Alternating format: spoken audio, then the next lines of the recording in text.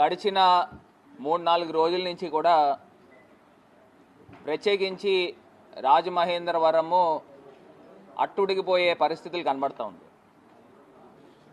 అసలు రాజమండ్రిలో ఇన్ని ఘటనలు, మహిళలపైన వేధింపులు, హత్యలు, మానభంగాలు లాంటివి మరి రాజమండ్రి వేదికగానే ఎందుకు జరుగుతూ ఉన్నాయి?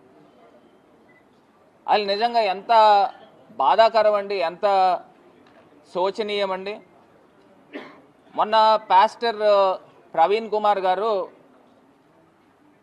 ఆయనది హత్య లేకపోతే యాక్సిడెంటా, ఈ రెండాటిల్లో పోలీస్ డిపార్ట్మెంట్ ఇంకా నిర్ధారించలా.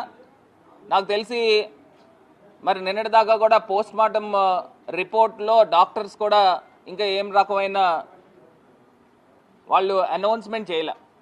నేను ఒక అంశం అయితే చెప్తా ఉన్నా, నిజంగా గవర్నమెంట్ యొక్క వైఫల్యము ఎంత కొట్టొచ్చినట్టు కనబడుతుందంటే, సాక్షాత్తు నారా చంద్రబాబు నాయుడు గారి కొడుకు ఆయన రాష్ట్రానికి ఒక మంత్రి కింద వ్యవహరిస్తూ, ఒక గౌరవమైన బాధ్యతల్లో వ్యవహరిస్తూ ఆయన ట్వీట్ చేశాడండి.